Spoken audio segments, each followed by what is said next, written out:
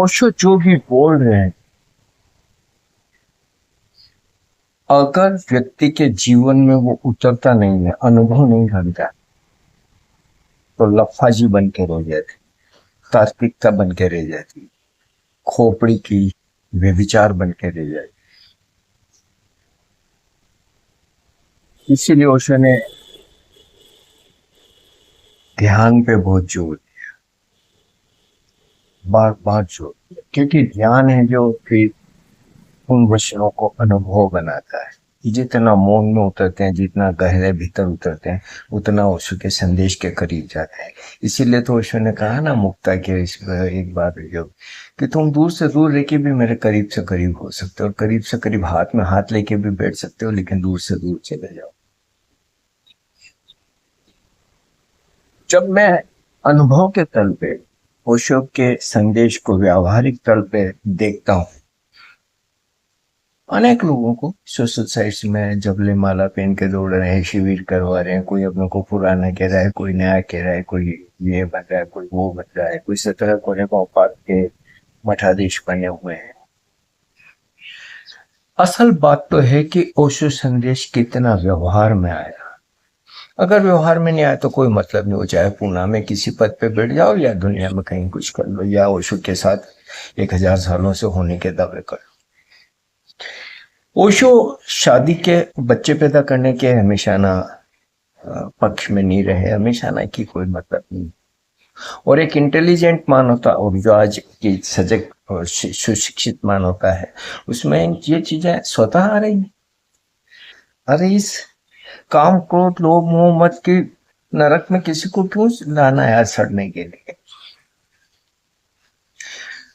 Oscar Wilde ने सालों पहले कह दिया था, मैं तब तक बच्चा पैदा नहीं कर सकता जब तक मुझे समझ ही नहीं आया कि मेरे माँ बाप मुझे क्यों पैदा कर रहे। तो ये समझदार लोगों के लिए तो हमेशा ना रहता है, पर वहां जितनी गहरी बेहोशी होती है, सामाजिक सम्मोहन होता है, उतना ही व्यक्ति पीढ़ियों से पीढ़ियों जो चली आ रही परिपाटियां उनमें झगड़ा हुआ जीता चला जाता है। वो अलग से सोच ही नहीं पाता है कि यार कर क्या रहा हूं। मैं कई बार मैं लिखता भी हूं, अभी मैंने कुछ समय पहले ही लिखा था कि अगर माँ बाप में थोड़ी बहुत भी समझ हो तो अपने बच्चों को कभी या तो कुछ भी करना, शादी मत करना, और बच्चों में थोड़ी बहुत समझ, माँ बाप की स्थिति देकर सोच यार खैर। तो जब ओशो ने, और बच्चे, और कम से कम इस देश में जहाँ पीने को पानी नहीं है, शुद्ध हवा नहीं है, खाने पीने की हर चीज में मिलावट है, काम धंधे नहीं है, रहने की ना की रूह कपती है भैया, भीड़ भड़क का यहाँ बच्चे पैदा करना तो निश्चित। और कमोबेश हर देश की अपनी सीमाएं, हर समाज की अपनी सीमाएं, तो मुझे तो मूर्खता लगती है। तो ओशो एक समझदारी की बात करते हैं कि भैया क्या कर रहे हो यार जी। तो एक बार एक स्त्री ने ओशो से पूछ लिया, आप कहते हैं कि बच्चे पैदा मत करो, और अगर स्त्री बच्चा पैदा नहीं करेगी तो ममत्व को कैसे उपलब्ध। ओशो ने इस जवाब शुरू यहां से किया कि इतनी महिलाएं बच्चे पैदा कर रही, ममत्व को उपलब्ध हो गई। ओशो ने कहा कि ये तो एक भाव दशा है जो तुम्हारी चेतना की तरलता, ध्यान, मौन, शांति से भीतर करती है। इसका इन शारीरिक और फिजिकल चीजों से कुछ लेना देना नहीं। मैंने मेरी ताई जी को देखा, कजन ताई जी थी, मैं तुलना ही करूं तो मेरी माँ से ज्यादा हम पांचों भाई बहन उन्हीं के साथ रहे, उन्हीं ने हमें रखा। और अभी वो कुछ साल पहले गई है, 55 साल की। ममत्व का मैंने साक्षात अनुभव किया। और जो ममत्व होता है ना, उसमें ये नहीं होता है कि ये अपेक्षा नहीं होती कि मेरे को बुढ़ापे में सहारा बनेगा, मेरा वंश बढ़ाएगा, ये करेगा वो करेगा। उसमें शुद्ध ममत्व होता है, प्रेम होता है। भूली 15 दिन की थी और मेरे पास में आई कि मैं यूं हथेली में लेके घूमता रहता था, इसका लालन पालन नहलाना धुलाना, तो वही बीमार हो गई, इसके वैक्सीनेशन ये वो। 13 साल हो गए। 4-5 बार ये मौत के करीब होके गई। पार्गो बीमारी हो गई थी, वो बहुत घातक होती है। एक बार एक्सीडेंट हो गया था, एक बार इसको कोई उठा ले गया था तो पेट फाड़ दिया था कुत्तों ने। अभी इसकी किडनी खराब हुई थी, अभी इसकी कैंसर हो गया। तो कई चीजें होती रहती है, कभी न कभी कुछ न कुछ बीमारियां तो होती रहती है। तो दवाइयां लाना, इसके ड्रिप वगैरह लगवाना, डॉक्टर से मिलना, खाना पीना इसका। और फिर ये तो हमेशा नहीं बच्चे की तरह, ये तो हमेशा ना बच्चे की तरह, ये बोल नहीं पाते इसको क्या चाहिए क्या नहीं चाहिए, इसके लिए क्या करना है। मुझे महसूस करना होता है 24 घंटे, सालों साल, कि अभी इसको सोना है, अभी इसको घूमने जाना है, अभी इसको प्यास लग रही है, अभी इसको खाना खाना है, कब इसको गर्मी लग रही है, इसको अभी ठंड लग रही है। सर्दियों के दिनों में मेरे साथ रजाई में सोती है, लेकिन 4-5 बार मैं जग के देखता हूँ कि कहीं, क्योंकि कभी कभी उठ के बाहर आ जाती है, फिर इसको रजाई के अंदर आना नहीं आता है। तो कहीं जाता हूँ तो जल्दी से जल्दी घर आता हूँ कि भाई यार, इधर उधर 4-5 जगह बैठती है, तो जहां बैठी है वहां इसके पंखा चल रहा है कि नहीं चल रहा है, इसको गर्मी तो नहीं लग रही है। लाइट बंद हो जाती तो पंखी लेके इसके। तो एक भावनात्मक रिश्ता इसके साथ मैंने जिया। और अब मैं क्या है, एक कोई अपेक्षा होती भी नहीं है कि वो आप तुम्हारा सहारा बनेगी, कि तुम्हारे वंश को बढ़ाइए, वाट एवर। तो जीते जीते जीते जीते जीते मैं मां का ममत्व अनुभव कर पाया। मां का हृदय कैसा होता है वो मैं अनुभव कर पाया। उसको कहते हैं ना कि भाई माँ कोई भी काम करती रहे, लेकिन उसकी एक ध्यान पीढ़ी बच्चे पे, जो कहाँ गया, क्या कर रहा है, खेल रहा है, कूद रहा है, ये वो सब। 24 घंटे मेरा ध्यान, मैं कहीं चला भी जाऊं तो भूली पे रहता है, वो क्या कर रही होगी, क्या नहीं कर रही होगी। ये तो ठीक है, अभी दूसरे जब घर में थे तो ये दिन भर बाहर बैठी रहती थी, कब इसका मन होता था तो ठेठ बाहर बैठी रहती थी, दोस्त आ जाते, खेल लेती, घूम फिराती। तो मैं घर में रहता था, लेकिन मेरा ध्यान हमेशा न रहता था कि भूली कैसी। तो जो 24 घंटे एक हृदय का कनेक्शन, मेरे जब हार्ट अटैक आया, 4 अटैक आ गए थे और चौथा तो मैं, डॉक्टर भी, कार्डियोलॉजिस्ट भी कहते कैसे बचा, और मुझे भी आई कैसे बच गया। लेकिन मुझे ऐसा लगता है कि उस दिन भूली 1 घंटे मेरे पास बैठी, मौन, चुपचाप, कुछ इसने जरूर किया था। तो जो भी हो, तो एक मां का हृदय कैसा हो। मैं भूली की मां हूं, मां हूं मैं उसकी, बच्ची है मेरी। तो यस, एक बहुत ही चमत्कारिक अनुभव रहा मेरे लिए। इसके अलावा मैं भूली के द्वारा इस पूरे चारों तरफ फैले हुए जानवरों से जुड़ पाया, उनके होने से जुड़ पाया, उनके जीवन से जुड़ पाया, उनकी चेतना से जुड़ पाया। उसे कहते हैं ना, स्त्री के प्रेम में पड़ते हो तो पूरे जगन के स्त्रीण ऊर्जा के प्रेम में बढ़ जाते।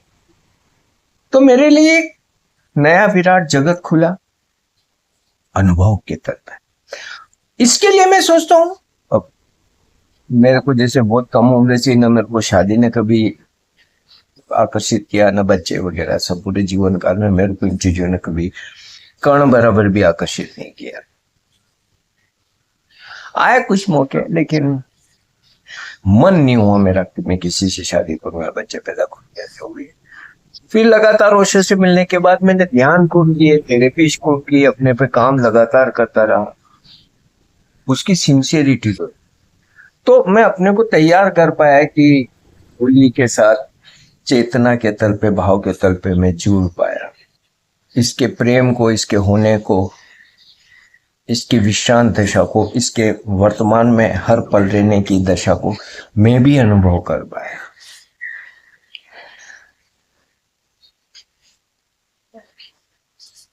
अभी कुछ दिन पहले, 2 दिन पहले की बात है, मैं इसकी दवाइयाँ लेने गया था। इसके काफी दवाइयाँ चल रही है, ट्यूमर बढ़ गया, तो वो अगर बहुत बढ़ जाएगा तो फट जाएगा, और अब इसका ऑपरेशन नहीं कर सकते तो, क्योंकि इसकी उम्र इतनी हो गई कि एनेस्थेसिया देना इसके लिए रिस्की हो जाएगा। तो डॉक्टर का कहना है कि जितने समय इसका चल जाए, अगर वो ट्यूमर बढ़ गया वो अपने आप फट जाएगा, फिर उसको ऑपरेशन ही एक। और एनेस्थीसिया देना, और वो एक कुछ नहीं कह सकते कि क्या। तो मैं इसको आयुर्वेदिक बहुत सारी दवाइयां दे रहा हूँ, गोलियां दे रहा हूँ, पीने की दवाइयां दे रहा हूँ। डॉक्टर भी आते हैं हर दूसरे तीसरे दिन चेक करें। तो भी 2 दिन पहले दवाइयां ले रहा था, तो मेरी भी आयुर्वेदिक दवाइयां चलती है, हार्ट की भी चलती है, किडनी की भी चलती है, ब्लड प्रेशर की भी चलती है, शुगर की भी चलती है। तो जब जाता हूँ तो दोनों की दवाइयां 5-7 दिन के एक साथ ले आता हूँ। तो वो थोड़ा बिल बड़ा बन गया, उतने पैसे मेरे पास नहीं थे। तो मैंने मेरी दवाइयां एक तरफ करके भूली की दवाइयां ले। तो दुकानदार समझ गया कि मैं क्या कर रहा हूँ, तो थोड़ा सा भाव से, प्रेम से मुस्कुराया मुझे देख के। वो गदगद हुआ मेरे इस जेस्चर से। मैंने कहा मेरी बच्ची के लिए पहले जरूरी है दवा। तो मैं 24 घंटे किसी भी स्थिति परिस्थिति में हूँ। कई बार ऐसा होता है कि मेरा खुद का शरीर साथ नहीं दे रहा होता है, परेशानी होती है। कई बार रात को गहरी नींद में सो रहा होता हूँ, कई बार रात को किसी वजह से ठीक से नींद नहीं आई तो सुबह थोड़ा सा गहरी नींद में सोया होता हूँ, लेकिन जब पुलिस जगा देती तो फिर एक क्षण को भी नहीं सोचता, फिर इसके साथ चल देता हूँ।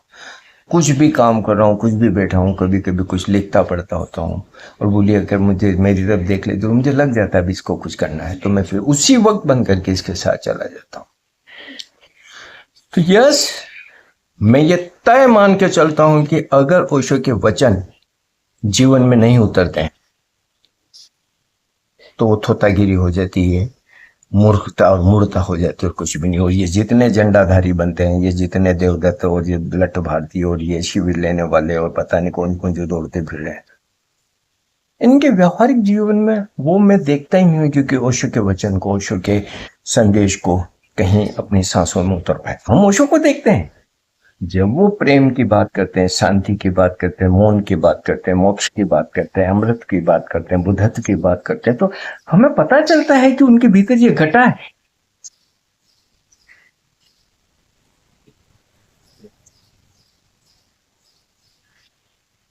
अब ये थेरेपियां लेते फिर रहे हैं, ये करते फिर रहे हैं, और ठीक है, धंधे हैं, काम धंधे, दौड़ा भागी है, नहीं क्या क्या जिसको जो करना हो।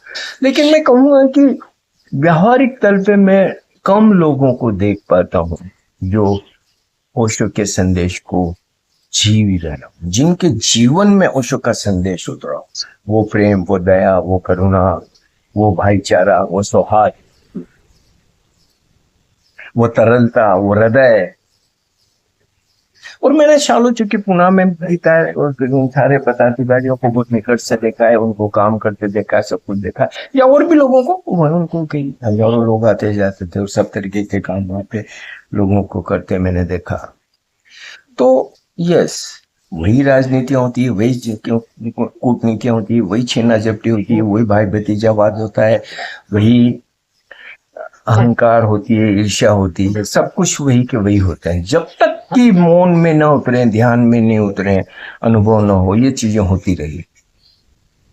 अब कोई किसी को एक छोटा सा जुकाम हो जाए तो उसको निकाल दिया जाता था आश्रम से कि भाई जब तक जुकाम ठीक नहीं हो यहाँ नहीं आना, क्योंकि ये बात बिल्कुल ठीक भी थी तो उसी के समय, क्योंकि इतने लोग रहते हैं कि दूसरों को भी बीमारियां लग जाती। लेकिन किसी अपने वाले की बड़ी से बड़ी बीमारी कैंसर जैसी हो जाए और करोड़ों रुपए खर्च हो और उसकी बहुत सारी चुनौतियां आ जाए, तभी क्योंकि वो 7 लोग के करीबी था। तो ये सब चीजें होती रही और ये होती है। अगर आप ओशो के संदेश को अनुभव में नहीं उतर पाए तो ये सब होगा, और ये सब कर रहे हैं, वही छीना झपटियां, इसको निकालना, उसको बाहर करना है, ये इसको लंगी मारना, इसके बारे में वो करना, तो ये सब चलता रहता है। तो इसलिए मैं बार बार कहता रहता हूँ ओशो को पढ़ो, सुनो, ध्यान करो, कहीं जाने की और किसी से प्रभावित होने की जरूरत नहीं। ये इस पद पे बैठा है कि उस पद पे बैठा है कि ये थेरेपी करवा रहा है कि वो थेरेपी करवा रहा है कि ओशो के इतना करीब था कि उतना करीब था, इन सब चीजों से कुछ ही नहीं होता। मैंने करीब से करीब लोगों के नंगेपन भी देखे हैं। कभी मैं अगर किसी के व्यक्तिगत जीवन के बारे में क्यों बोला जाए, कहा जाए, लेकिन मैं इन सब चीजों से जरा भी प्रभावित नहीं होता।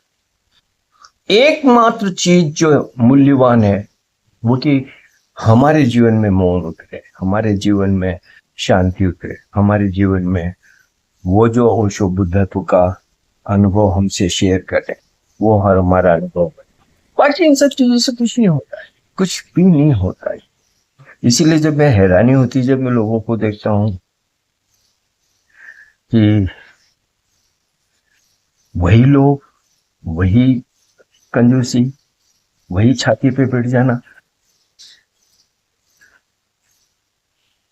किसी के प्रति कोई वो नहीं।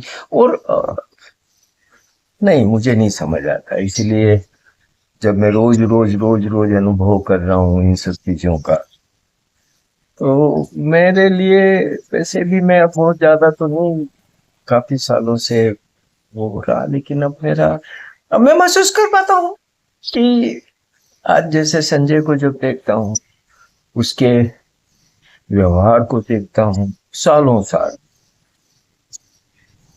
तो ऐसा तो नहीं है ना भाई, जीवन में तो उतरा है लोग के।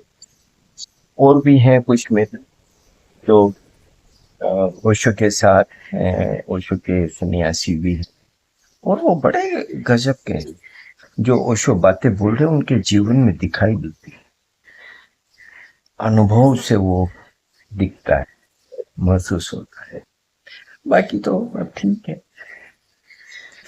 सब तरीके की कहानियां है, लेकिन अगर जीवन में नहीं उतर पाता उतर का संदेश तो फिर सब बकवास है। वो चाहे पूना में किसी पद पे बैठा हो, या पूना में कई सालों से वहां रह रहा हो, या कोई ओशो का रिश्तेदार हो, या इससे कुछ नहीं होता है, कुछ नहीं होता। इसीलिए किसी के लिए भी ये क्राइटेरिया होना ही नहीं चाहिए कि ये ओशो का रिश्तेदार है, कि ये ओशो का ऐसा है, ये ओशो का वैसा है, तो उसमें भी वो गुण होंगे, कतई जरूरी नहीं, और न होते हैं। और ऐसे अनेक लोग ऐसे इस पृथ्वी पे लोग हुए जो चुपचाप ओशो संदेश को जीवन में उतार रहे हैं, उनकी पूरी है, और उनका होना आसपास आनंद भी खेता होगा, शांति भी खेता होगा, प्रेम भी खेता होगा, सकारात्मकता भी खेती होगी। यही ओशो का असली काम है। जब ओशो कहते हैं कि मेरे मैसेज बनो, मैसेंजर नहीं, तो ये होता है मैसेज बन कि हमारे जीवन में ओशो का संदेश, हमारे जीवन में अनुभव हो ओशो का संदेश, तो ये मैसेज बनना होता है। प्रेम की सिर्फ बकवास न हो, प्रेम हमारे व्यवहार में हो, हमारे जीवन में उतरा हो। तो ये बहुत बड़ा फर्क है। तो हम ओशो को पढ़े, सुने, और वो जो कह रहे हैं उसको जीवन में उतारे। यही एकमात्र निर्णायक चीज है। जब मौत आएगी तो यही एकमात्र अनुभव हमारे काम आएगा।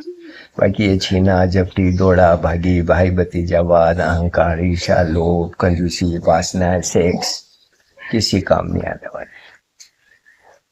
ओशो को पढ़िए, ओशो को सुनिए, ध्यान करिए, किसी पचड़े में मत पड़िए, ओशो संदेश को अपना अनुभव बनाइए और मेरी आर्थिक मदद करिए।